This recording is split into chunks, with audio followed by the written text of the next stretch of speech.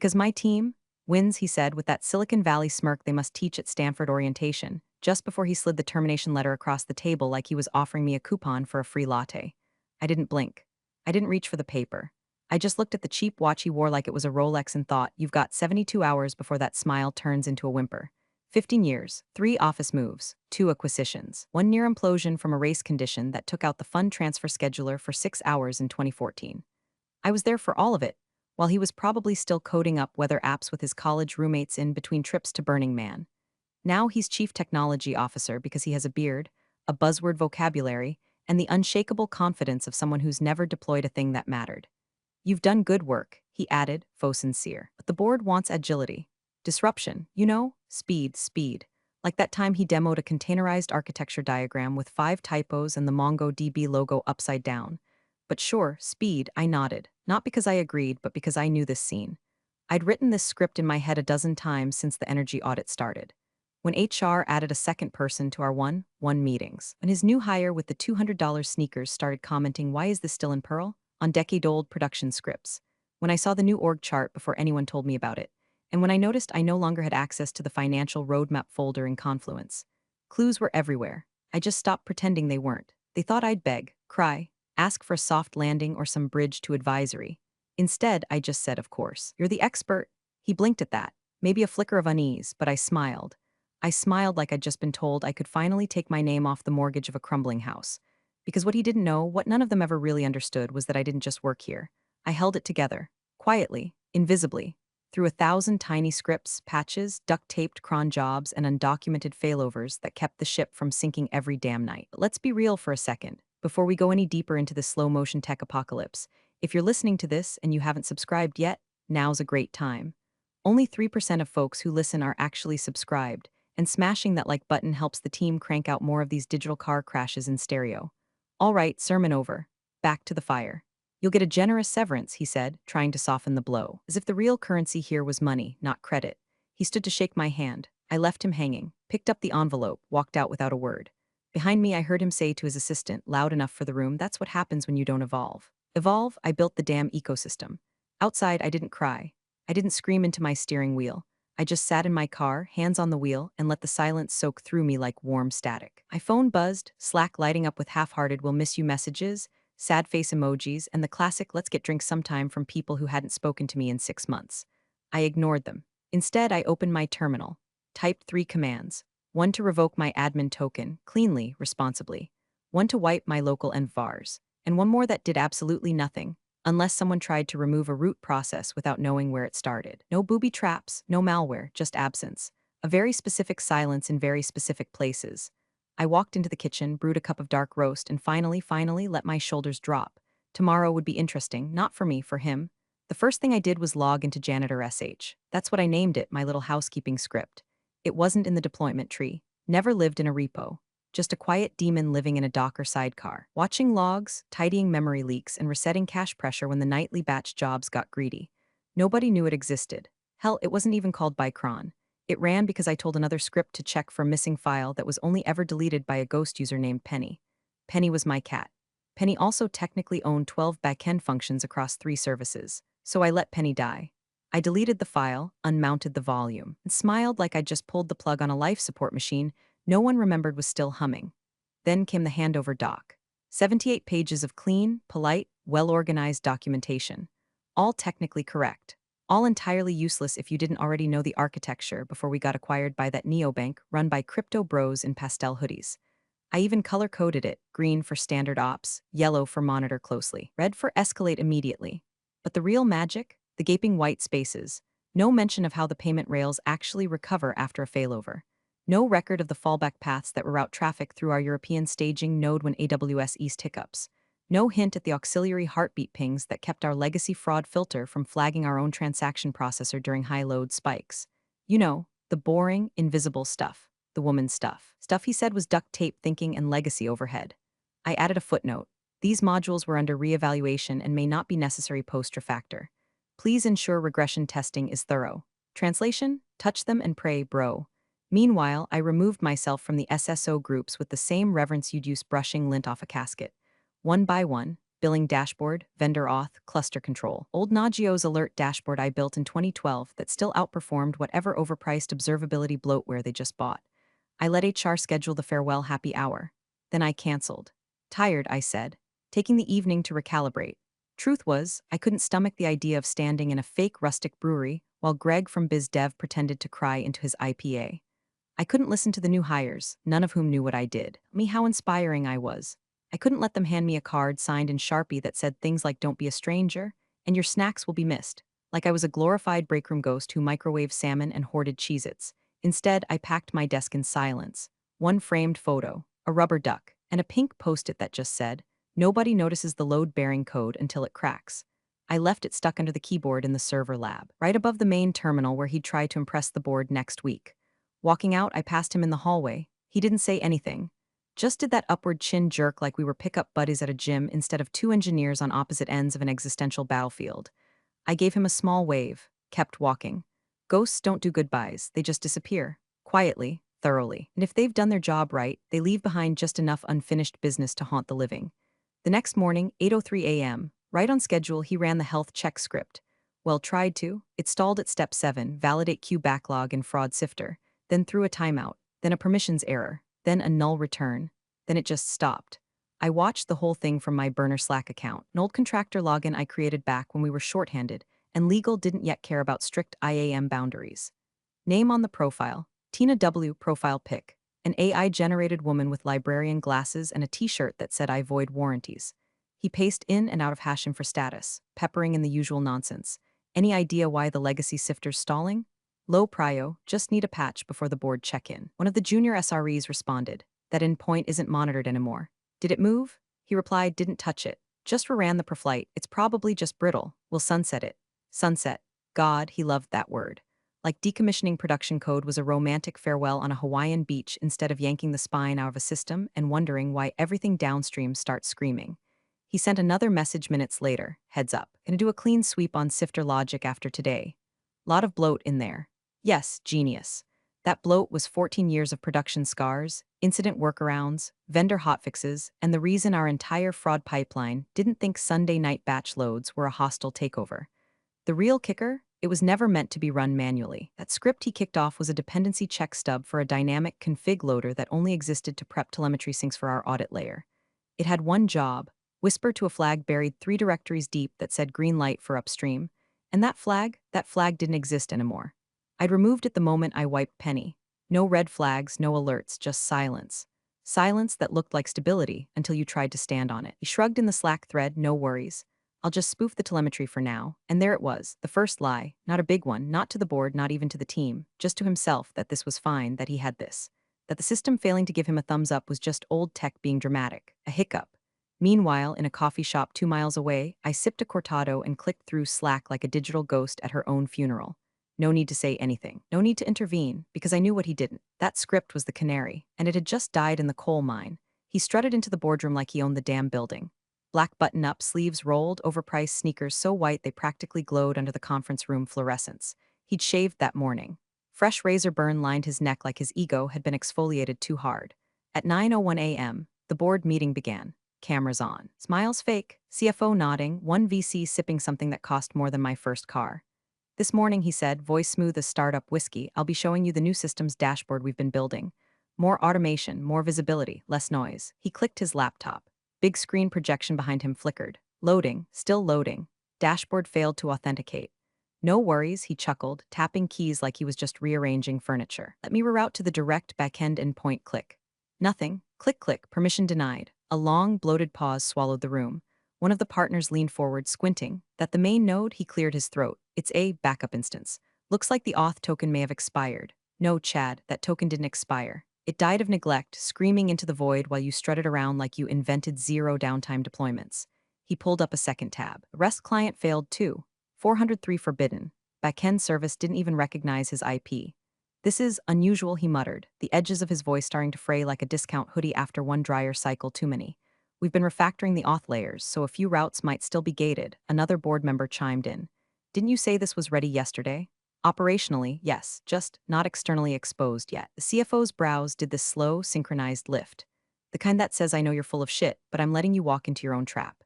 At exactly 9:07, a cascade of system logs began pinging the internal monitoring Slack. Quietly. Background noise for everyone except the people who knew what those codes meant. I was one of them. In my kitchen, in my robe, I watched from my phone while steeping a bag of Earl Grey. No need for screen sharing. Just the quiet joy of watching a child try to put together IKEA furniture with no instructions and 6 missing bolts. My stomach fluttered, not from nerves, but from the subtle, carbonated rush of long-delayed vindication. I had set this stage weeks ago. 1,000 tiny choices, removing my name from service owners, turning off failover routes that no longer had an operator, decommissioning the heartbeat that would have told him he was flying blind. He thought I'd left landmines, but I didn't need to. I just took my map with me when I left, and now he was lost. The projector blinked again. Authentication timeout, it said, and beneath that in small gray debug font, expected, root received, guest welcome to the show, Chad, curtains up. At 9:11 a.m., the CTO's hands went from confident piano player movements to full-on guerrilla percussion, palms flat, fingers stabbing, keys bending beneath the force of a man who just realized the audience isn't clapping for his magic trick. The boardroom had gone quiet, not hostile yet, just waiting, like a pack of wolves pausing mid-snarl, letting him writhe a little before they tear the meat off the bone. He pulled out his phone. First call, lead engineer, try to push me elevated access, he barked. My keys being flagged. Second call, DevOps, reset my auth token. Something's cached wrong. Third, security. No, I didn't change my own roles. I have Gotham CTO clearance. From my kitchen, I refreshed the incident dashboard. Alerts blooming like mold in a flooded basement. What he didn't know, his God mode account had been shadow cloned from mine when he took over. But mine had a buried dependency, an old verification service that pinged an IP only I knew to whitelist. And that service had quietly gone dark the moment my severance check cleared. He was writing a skeleton key on a ghost server, and now the ghost was gone. Can we route access through the failover shell? Someone messaged in #InForOps. The junior engineer replied, confused, which shell? There's no shell access listed for Prodmaster 2. Another message, is this a routing issue? Feels like a reverse proxy misfire. Then a reply from a terrified SRE. There is no reverse proxy. Not anymore, God bless them. They were trying so hard to explain the supernatural with logic, like toddlers diagnosing poltergeists. Meanwhile, the internal audit logs looked like someone chasing their own tail. Every token refresh failed. Every fallback led to another deprecated call. Error, permissions inheritance unresolved. Auth node path, missing. Token valid equals false. At 9:17, the CTO re-entered the room, no longer trying to hide the sweat. He said, we're experiencing a minor auth sync issue, likely a leftover from our legacy system. Legacy, there it was again, that word he used to describe the backbone of a system that had never failed once during my tenure. I was gripping my mug tighter than I meant to. The ceramic was warm against my palms, but my fingertips buzzed like I'd just touched a live wire. Not from fear, but release. It's happening. The silence, the spiral. Quiet collapse of a man who thought he could step into the cockpit of a plane he didn't build and fly it through a storm with nothing but swagger and slide decks. This wasn't sabotage. This was subtraction. I removed myself. And now the parts that depended on me, on the undocumented, unsexy glue I maintained in the dark, were just falling. Back in the boardroom, he tried one more time to access the backend. Logged in as admin CTO.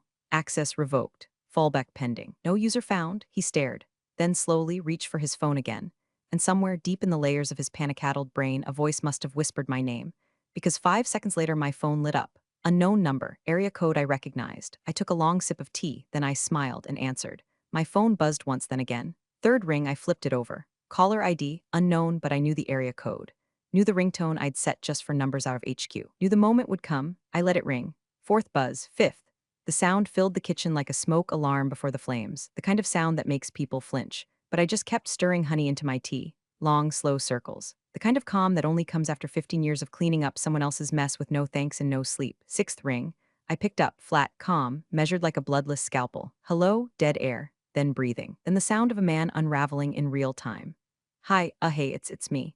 Look, something's wrong with the back end. I can't get access. The tokens are failing and the dashboards won't load and nobody seems to know why.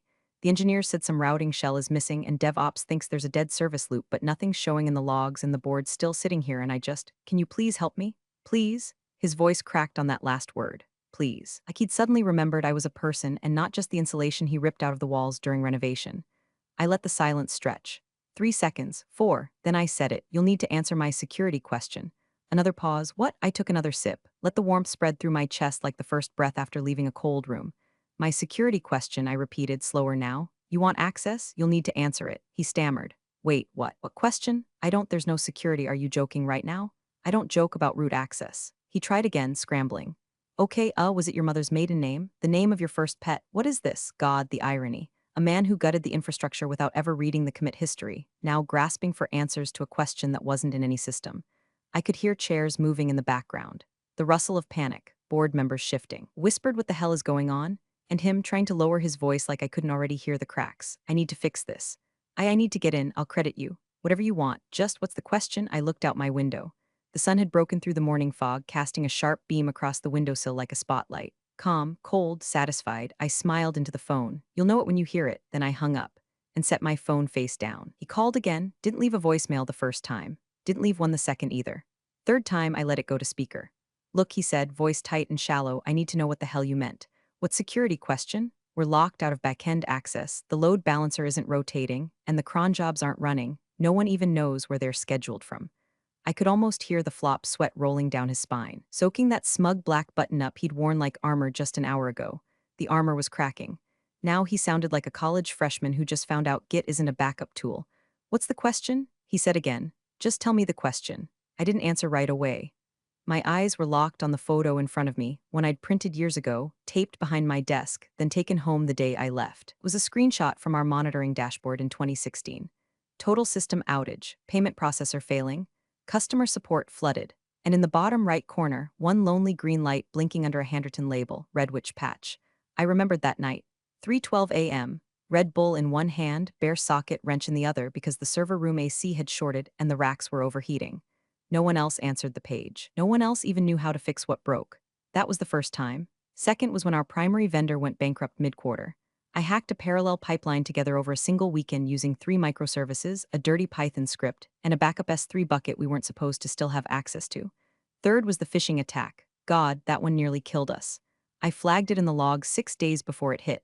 Escalated to InfoSec, got ignored. So I rerouted the API calls through a sandboxed mirror node, isolated the blast, and had the whole thing cleaned up before the CFO even knew we'd been targeted. That was the last time I warned anyone about anything. Back in the kitchen, I finally spoke. The question is simple, I said, voice steady. What's the name of the person who saved this company 3 times? Silence. Not dramatic, not cinematic. Just flat, dead silence. Could practically hear the gears grinding in his overconfident brain, trying to scrape together an answer from the PR decks and Slack channels he never read. I don't know, he finally said. It came out quiet, almost honest. Exactly, I said, and this time I didn't hang up. I just let the line stay open. Let him sit in it. Let the realization crawl up the back of his neck and settle like frostbite in his jaw, because he never learned my name the way he learned buzzwords. Never asked how the patches got made, only why they weren't shiny enough. Never cared who kept the lights on, only that they stayed on. Now they were flickering.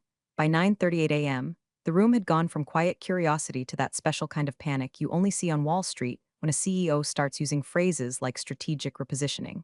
The CTO was still hunched over his laptop, fingers fluttering uselessly across the keys like a magician fumbling a trick after the rabbit bit him. The screen refused to yield, backend blocked, audit logs looping, uptime reports offline, cron jobs silent like a tomb. Let's pause here, said the chairman of the board, voice clipped and irritated, and revisit something that's been bothering me. The CTO froze. You said the transition was complete, that everything was modernized. So explain this. Why is the system tied to credentials no one can access? Why are key failovers missing? And most importantly, why was the person who apparently built all this let go without knowledge transfer? Eyes turned toward him. One of the junior board members leaned forward. Wait, are you saying she was the only person who knew how the core systems worked? He stammered. No, we had documentation. I mean, her notes were adequate. There must have been undocumented anomalies. Probably legacy artifacts. She didn't always follow best practices. We had to streamline things. Across the table, a voice finally cut through the fog. It was Nathan, mid-level engineer. Quiet, loyal, always a little too polite for the job. He looked around the table, then at the CTO, and said flatly, we don't even know where the cron jobs are scheduled from. Silence. Then someone added, wait, how is that possible? Nathan shrugged, we've looked. There's no entry in Jenkins, nothing in Lambda. Nothing in the deployment YAMLs, it just works or worked. Until now, someone else muttered she ran everything, didn't she? The CTO tried to stand taller. No, she hid everything, that's the problem. She refused to standardize. Bullshit, said another voice. It wasn't loud. It didn't have to be. It was the head of InfoSec. Logs say otherwise. Her commits were clean, every change tagged, every rollback documented. You wanted her out and you got your wish. The CTO's face turned that particular shade of ash gray that only appears when a man realizes the room is no longer on his side. One of the board members sighed and opened his laptop. Pull the internal audit logs. Let's see the final access trail. Click, scroll, pause. She removed her token, the board member said cleanly. No tampering, no traps, just walked away. Another said so. This isn't sabotage. InfoSec again, colder now, no. This is what happens when your foundation leaves and you don't realize it was the foundation. No one said anything for a long time. Then the chairman asked the question the CTO must have dreaded since sunrise. So, what's your plan? He opened his mouth, closed it. In the end, all he said was, we'll rebuild. And somewhere in my living room, curled up on the couch with the dog in my lap and an open laptop glowing softly across the table, I let out the smallest laugh. Not loud, not cruel, just a quiet breath of something that tasted like justice, because I didn't need to be there to speak. My absence did all the talking. 2 days later, I got the email, not from the CTO, he wouldn't dare. It was from Lillian Tran, a board member I'd only ever spoken to once in passing, during a hallway fire drill where she complimented my boots and asked where the vending machines were. Subject, consulting opportunity tone, we value your historical insight. Translation, please come fix the thing we broke pretending we didn't need you. She offered a generous rate, 6 figures for 30 days of handholding. No pressure, no meetings, just a clean contract and a hope that I still remembered how to save them from themselves. I didn't even hesitate. I declined, politely, graciously. Then I opened my laptop, private repo. Folder name, Atlas Bones, because that's what it was, the invisible skeleton that held everything upright. I opened the documentation files one by one, not the sanitized ones, not the HR-approved version I left behind. The real files, hand-drawn system maps. Function notes with sarcasm buried between the semicolons. Patch history for a bug that never made it to Jira, because I fixed it before the PM even knew it existed. Inline comments like, // fix for that Friday night crash, no one wanted to talk about // this route only breaks when someone uses a Samsung fridge as a browser. I took screenshots of every file. Each module. Each invisible thread they'd been walking across like a tightrope they never knew was fraying. Then I zipped the whole archive, encrypted it, titled it Oblivion README, and I archived it. Not to share, not for blackmail, just to remember, to remind myself I was the architect. Meanwhile, the company issued a press release. We are currently experiencing intermittent system issues due to a previously undiscovered configuration drift. Our engineers are working around the clock to restore services. Translation, we pissed off the wrong witch. I closed the browser. Opened the admin panel one last time. True admin panel. The one no one else ever asked about because they didn't know it existed. A clean black terminal blinking softly, waiting for the final command. I hovered over the button labeled Delete Master Token, then below it another toggle, Purge Security question. I pressed both. No fanfare, no sound, just gone. The back door closed. The last trace of me, erased from their world like chalk off a sidewalk before a rainstorm. I leaned back in my chair, let the silence wrap around me like a weighted blanket. And for the first time in years, maybe ever, I felt light, because I hadn't destroyed them. They did that all on their own. I just made sure they couldn't blame the ghost. Thanks for watching, you cubicle warriors. Hit that subscribe button. Unless you're my old boss, then you're on your own. Revenge of the Coffee Pot strikes again.